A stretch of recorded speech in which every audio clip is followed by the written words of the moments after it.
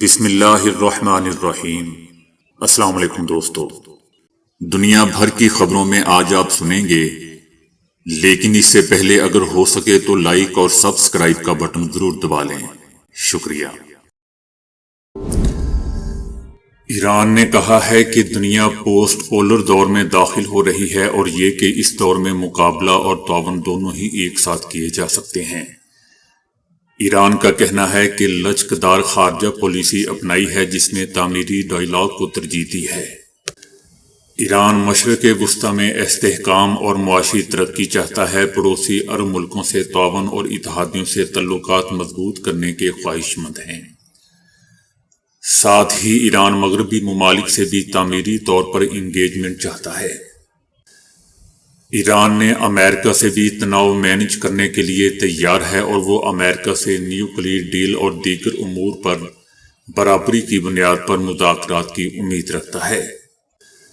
ایران کا کہنا ہے کہ 20 سال کی اقتصادی پابندیوں کے تناظر میں امریکہ مغرب کو جاننا چاہیے کہ ایران دباؤ کا شکار نہیں ہوتا، بلکہ امریکہ اور مغرب کے بڑھتے ہوئے ایسے اقدامات مسلسل بیک فائر ہوئے ہیں۔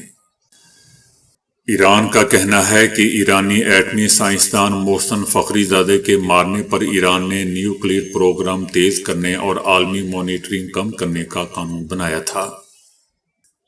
2018 میں جب صدر ٹرمپ نے ایران ایٹمی ڈیل ختم کی تو اس کے بعد ایرانی سینیٹری فیوجز کی تعداد بھی بڑھائی گئی، جبکہ افسودگی کا عمل بھی 3.5% سے 60% تک پہنچا دیا گیا۔ ایران کا کہنا ہے کہ ایران کے ایٹمی پروگرام میں اس تیزی کا الزام صدر ٹرمپ پر لگانا جانا چاہیے۔ مغرب ایران پر دباؤ ڈالنے کی بجائے مثبت حل نکالنے کے لیے اقدام کرے۔ ایرانی ایٹمی ڈیل ایسے بحال کی جائے کہ ایران کو معاشی فوائد ملے۔ نو منتخب صدر ٹرمپ نے اقتصادی اقدامات کیے تو ایران اور امریکہ کے مفاد میں ایران ڈائیلاگ کے لیے تیار ہے۔ ایران نے خبردار کیا ہے کہ ابراہم معاہدے جیسی حکمت عملی سے ایران اور عرب ممالک کو لڑانے کی کوشش کامیاب نہیں ہوگی، تاہم علاقائی استحکام میں ایران کو لازم حصہ بنایا گیا تو ایران اور امریکہ تنازعات حل کر سکتے ہیں۔ ایران کا دوستو یہ بھی کہنا تھا کہ اسرائیل بھی جان لے کہ جن فلسطینیوں کے پاس کھونے کے لیے کچھ نہ ہو انہیں شکست نہیں دی جا سکتی۔ فلسطینیوں کو حق خود ارادیت مختاری ملنے تک حماس اور حزب اللہ قائم رہے گی۔ ایران کا کہنا ہے کہ فلسطینیوں کو جو حل منظور ہوا وہ ایران کو قابل قبول ہوگا، تاہم دریائے اردن سے بحر روم کے درمیان رہنے والوں اور مہاجرین کو نظام حکومت چننے کا موقع دیا جانا چاہیے۔ ایران کا کہنا ہے کہ ایران واضح کر چکا ہے کہ وہ غیر منطقی مطالبات کو تسلیم نہیں کرے گا، وہ قومی مفاد کے تحفظ کے لیے ڈٹا رہے گا۔ اس لیے یہ استحکام کے لیے تاریخی موقع ہے جسے دنیا کو گنوانا نہیں چاہیے۔ کم سے کم ایران استحکام کا یہ موقع یقیناً نہیں گنوائے گا۔ ایران کا یہ بھی کہنا ہے کہ آیت اللہ خامنائی کی قیادت میں ایران نے ثابت کر دیا ہے کہ وہ بیرونی جارحیت سے دفاع کرنا جانتا ہے اور بہترین جانتا ہے۔ ایران ایک ایسا ریجنل آرڈر بنانا چاہتا ہے جس میں استحکام، دولت اور سیکیورٹی کو فروغ ملے، انرجی سیکیورٹی، نیویگیشن کی آزادی بڑھے اور بین المذاہب ڈائیلاگ بڑھے۔ ایران کا کہنا ہے کہ یہ وقت ہے کہ ایران اور عرب دنیا اپنے اختلافات ختم کر دیں۔ اس ضمن میں ایران کا فلسطینی مزاحمت سے تعاون، ایران عرب ممالک تعاون کا آغاز کر سکتا ہے۔ ایران بااعتماد ہے کہ وہ دفاع کے لیے لڑ سکتا ہے، مگر وہ امن چاہتا ہے۔ باہمی احترام اور برابری کی بنیاد ہو تو ایران بات چیت کے لیے بھی تیار ہے، امریکہ سے بھی تیار ہے۔ پاکستان تحریک انصاف سے سب سے زیادہ گالیاں کھانے والے سابق وفاقی وزیر سینیٹر فیصل وابڈا نے کہا ہے کہ بشرا بی بی اور قاسم سورنی جیسے لوگ عمران خان کو اس دلدل میں لے جا رہے ہیں جہاں سے واپسی ممکن نہ ہو۔ فیصل وابڈا کا کہنا ہے کہ باہر بیٹھے لوگ عمران خان کا ایکس اکاؤنٹ اسٹیبلشمنٹ کے خلاف پروپیگنڈے کے لیے استعمال کر رہے ہیں۔ یہ وہی پروپیگنڈا مہم ہے جس کا میں ذکر کر رہا ہوں۔ فیصل وافڈا کا کہنا تھا کہ عمران خان ایکس اکاؤنٹ کو وقتی طور پر نظر انداز کر دیں ورنہ نقصان زیادہ ہوگا۔ فیصل وافڈا کا کہنا تھا کہ گزشتہ روز اسٹیبلشمنٹ کے خلاف جان بوجھ کر گھٹیا ایکس پوسٹ آگ لگانے کے لیے لکھی گئی یہ گھٹیا ٹویٹ عمران خان نے نہیں باہر بیٹھے سازشوں نے لکھی، کیونکہ عمران خان خود اپنا ایکس ہینڈل نہیں چلا رہے۔ فیصل وافڈا کا کہنا تھا کہ بشرا بی بی اور قاسم سورنی جیسے لوگوں نے خان کو پاگل قرار دینے سے مارنے تک کی سازش کی ہے۔ یہ سب مل کر عمران خان کو اس دلدل میں لے جا رہے ہیں جہاں سے واپسی ممکن نہ ہو۔ چائنا نے شام کے مختلف علاقوں پر شدت پسندوں کے قبضے پر تشویش کا اظہار کیا ہے۔ چائنا کا کہنا ہے کہ شمال مغربی شام کی صورتحال پر گہری تشویش ہے۔ شام کی قومی سلامتی اور استحکام کو برقرار رکھنے کی کوششوں کی حمایت کرتے ہیں، صورتحال کو مزید خراب ہونے سے بچانے کے لیے شام کی مدد کرنا چاہتے ہیں۔ یاد رہے دوستو کہ گزشتہ روز روس نے بھی شام کی حمایت جاری رکھنے کا اعلان کیا تھا۔ شام کے معاملے پر روس نے اپنے بیان میں کہا تھا کہ شام کی صورتحال کا جائزہ لے رہے ہیں، شام کے صدر بشار الاسد کی حمایت جاری رکھیں گے۔ روس کا کہنا تھا کہ روس پیش رفت پر گہری نظر رکھے ہوئے ہے اور صورتحال کو مستحکم کرنے کے لیے جو ضروری ہے اس کی بنیاد پر اپنے موقف کا تعین کریں گے۔ امریکہ کا کہنا ہے کہ پاکستان سمیت دنیا بھر میں احتجاج پرامن ہونے چاہیے، حکومت پاکستان کو مظاہرین سے احترام کے ساتھ نمٹنا چاہیے۔ امریکہ کا کہنا ہے کہ تخریب کاری اور شدت پسندی کے خلاف جنگ میں پاکستان کے ساتھ کندھے سے کندھا ملا کر کھڑے ہیں۔ Army chief general Asim Munir نے کہا ہے کہ مسلح افواج قوم کی پرعزم حمایت کے ساتھ تمام خطرات سے نمٹنے کی صلاحیت رکھتی ہے۔ ISPR کا کہنا ہے کہ army chief general Asim Munir نے نارووال اور سیالکوٹ میں فیلڈ ٹریننگ مشقوں کا معائنہ کیا۔ ISPR کا کہنا ہے کہ ان آپریشنز کو دشمن کے مواصلات میں خلل ڈالنے، جدید میدان جنگ کے ماحول میں غلط معلومات کی حکمت عملیوں کا مقابلہ کرنے کے لیے ڈیزائن کیا گیا ہے۔ آرمی چیف نے سارا دن فوجیوں کے ساتھ فیلڈ میں گزارا اور فوجی جوانوں کے تربیتی معیار، آپریشنل تیاری اور بلند حوصلے کی بھی تعریف کی۔ تحریک انصاف قیادت نے کہا ہے کہ بیرون ملک مقیم اپنے مخصوص گروپ اور سوشل میڈیا سے ہم یرغمال بنے ہوئے ہیں۔ تحریک انصاف کی قیادت کا مزید کہنا ہے کہ ان کی وجہ سے پارٹی اور جیل میں قید عمران خان کے مشکلات میں اضافہ ہو رہا ہے، تاہم پارٹی ان لوگوں کو روکنے میں ناکام رہی ہے۔ PTI کے اسلام آباد کی طرف سے حالیہ مارچ کے بعد فوج اور آرمی چیف کے خلاف امریکہ کے بعض شہروں میں سوشل میڈیا کے لونڈے لپاڑوں نے سڑکوں پر چلنے والی سکرینوں کے ذریعے مہم چلائی ہے۔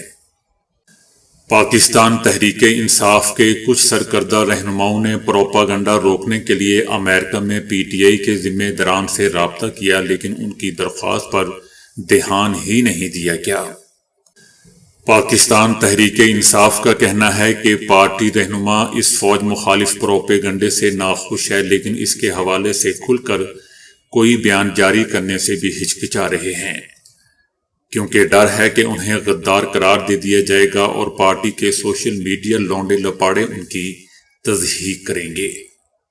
پاکستان تحریک انصاف کا کہنا ہے کہ جو بات ناقابل یقین ہے وہ یہ ہے کہ پارٹی کا آفیشیل سوشل میڈیا بیرون ملک سے کنٹرول کیا جا رہا ہے، اس میں عمران خان کا کوئی عمل دخل یا ہمارا کوئی عمل دخل نہیں ہے۔ حتیٰ کہ پارٹی چیئرمین بیرسٹر گوہر، سیکرٹری جنرل سلمان اکرم راجہ اور انفارمیشن سیکرٹری وقاص اکرم شیخ کا بھی اس پر کوئی کنٹرول نہیں ہے۔ یہ سب کچھ لونڈے لپاڑے ہی چلا رہے ہیں۔ پارٹی کے کچھ سینئر رہنماؤں کے ساتھ دوستوں پس منظر میں ہونے والی بات چیت سے معلوم ہوتا ہے کہ پارٹی قیادت سوشل میڈیا کے لونڈے لپاڑے بلکہ بدصورت لونڈے لپاڑے اور کچھ مخصوص گروپ کی وجہ سے اس قدر شدید دباؤ کا شکار ہے کہ وہ پارٹی رہنما ان کے چلائے جانے والے پروپیگنڈے کے خلاف کھل کر کچھ بولنے سے ہچکچاتے ہیں، چاہے پھر وہ بات غلط ہو یا بڑھا چڑھا کر پیش کی جا رہی ہو۔ پاکستان تحریک انصاف کے سینئر رہنماؤں کا کہنا ہے کہ پارٹی رہنماؤں کو ایجنسیوں، اسٹیبلشمنٹ یا پھر قانون نافذ کرنے والے اداروں سے نہیں بلکہ اپنی ہی پارٹی کے جارحیت پسند کارکنوں اور سوشل میڈیا کے لونڈے لپاڑوں کے سرگرمی سے ڈر اور خوف ہے۔ پی ٹی آئی کے رہنماؤں نے حالیہ اسلام آباد مارچ کا حوالہ دیتے ہوئے کہا کہ وزیر اعلیٰ کے پی علی امین گنڈا پور مارچ کے دوران ایسے ہی جاریہ مجمع کے ہاتھوں یرغمال ہو گئے تھے۔ پاکستان تحریک انصاف کے ایک آزاد رہنما نے نام نہ لینے کی شرط پر بتایا کہ ان لونڈوں لپاڑوں کو یہاں تک پہنچانے والا بھی صرف عمران خان ہی ہے۔ عمران خان نے ہی ان کا ذہن اتنا خراب کر دیا کہ پہلے یہ صرف جنرلز کا نام لیتے تھے، اب پوری فوج کو برا بھلا کہتے ہیں، ان پر تنقید کرتے ہیں، ان کے اوپر فیک ویڈیو بنا کر پوری دنیا میں ریلیز کرتے ہیں۔ اس کا کہنا تھا کہ ان لوگوں کی وجہ سے پارٹی زمین بوس ہوتی جا رہی ہے۔ حکومت اور پی ٹی آئی کے درمیان پس منظر میں ہونے والے حالیہ رابطوں کے حوالے سے پارٹی رہنماؤں کا کہنا ہے کہ مذاکرات میں شامل لوگوں کے نام ظاہر نہ کیے جائیں، بصورت دیگر پارٹی کے یہ لونڈے لپاڑے ان پر یا ان کے گھر والوں پر حملہ کر سکتے ہیں۔ بیرسٹر گوہر کا کہنا ہے کہ عمران خان نے کہا ہے کہ جو لوگ بھی فوج کے خلاف امریکہ میں روڈ اسکرینوں پر مہم چلا رہے ہیں وہ یہ کام اپنے تئیں کر رہے ہیں، پی ٹی آئی کی یا میری ایسی کوئی پالیسی نہیں ہے اور نہ ہی کوئی ایسی ہدایت میں نے جاری کی ہے۔ عمران خان کا یہ بھی کہنا ہے کہ ایسی مہم چلانے والے لوگ ہمارے کہنے سننے میں نہیں ہیں۔ ان کا کہنا ہے کہ پارٹی پیسہ دے کر سوشل میڈیا نہیں چلاتی، اس میں پارٹی کے حامی اور ووٹرز خود اپنے تئیں شامل ہیں۔ عمران خان کا یہ بھی کہنا ہے کہ سوشل میڈیا پر سرگرم افراد زیادہ تر نوجوان ہیں اور اپنی مرضی اور خواہش پر عمل پیرا ہیں۔ یہ لوگ ہمارے کنٹرول میں نہیں ہیں، بصورت دیگر بھی دیکھا جائے تو سوشل میڈیا کسی کے بھی کنٹرول میں نہیں ہے۔ ہر سال موسم بہار میں سعودی عرب کے مغربی شہر طائف میں جب گلاب کھلتے ہیں تو صحرا کا منظرنامہ گلابی رنگ میں رنگ جاتا ہے۔ اپریل میں ان گلاب کے پھولوں کو چن کر جمع کیا جاتا ہے اور پھر ان سے عرق گلاب اور عطر نکالا جاتا ہے جسے خانہ کعبہ کو غسل دیا جاتا ہے۔ اس سال یہ ہوا کہ رمضان کا بابرکت مہینہ گلابوں کی چنائی کے موسم میں آیا۔ ہر سال حج اور عمرہ کے لیے سعودی عرب آنے والے لاکھوں مسلمان زائرین میں یہ عطر گلاب کافی مقبول ہے۔ پھولوں اور پتوں کو اسلامی فنون میں ہمیشہ سے خاص اہمیت حاصل رہی ہے۔ طائف کو شہر گلاب بھی کہا جاتا ہے جہاں 800 باغات ہیں جن میں سالانہ تقریباً 30 کروڑ پھولوں کی پیداوار ہوتی ہے۔ طائف کے ایک باغ میں بن سلمان میں مزدور پودوں پر جھکے ہوئے روزانہ ہزاروں پھول جمع کر رہے ہیں جن سے عرق اور عطر کشید کیا جائے گا۔ کچھ مزدور پھول چن رہے ہیں تو کچھ انہیں ٹوکریوں میں بھر کر وزن کر رہے ہیں۔ ان پھولوں کو پھر ابال کر کشید کیا جاتا ہے۔ پھولوں کو تیز آنچ پر آدھے گھنٹے تک ابالا جاتا ہے تاکہ ان کا پانی بھاپ بن کر اڑ جائے اور پھر ٹھنڈا کر کے ان سے عطر اور عرق کشید کیا جاتا ہے۔ اس خالص عطر گلاب کی سب سے چھوٹی شیشی 400 ریال یا $106 یعنی 16,500 روپے میں فروخت ہوتی ہے۔ امریکی ماہرین نے جین تھراپی کے ذریعے مکمل نابینا چوہوں میں بینائی لوٹانے کا کامیاب تجربہ کیا ہے۔ توقع ہے کہ اس تجربے سے انسانوں کو بھی فائدہ ہوگا۔ امریکہ میں واقع نیشنل آئی انسٹی ٹیوٹ نے دیگر اداروں کے ساتھ مل کر MCON نامی پروٹین کو مکمل نابینا چوہوں کے بائی پولر خلیات میں چسپاں کیا ہے۔ نابینا چوہوں میں روشنی کا احساس بالکل نہ تھا۔ جب ان کا علاج کیا گیا تو اس کے بعد بہت حد تک بصارت یعنی بینائی لوٹ آئی۔ ان چوہوں کی بینائی کے کئی ٹیسٹ کیے گئے اور وہ ان پر پورا اترے۔ ان ٹیسٹ میں حرکت کرتی اشیاء کا اندازہ لگانا، بھول بھلیوں میں سے باہر نکلنا اور دیگر اہم معیاری ٹیسٹ شامل تھے۔ اہم کارنامے سے آپشن جین تھراپی کی راہ ہموار ہوئی ہے جس میں آنکھ کے اندر صرف ایک انجیکشن لگایا جاتا ہے۔ یہ طریقہ کئی اقسام کے نابینا پن کا شافی علاج بن سکتا ہے۔ تو دوستو ابھی کے لیے اتنا ہی۔ ویڈیو کو لائک اور شیئر کرنے کا بہت بہت شکریہ۔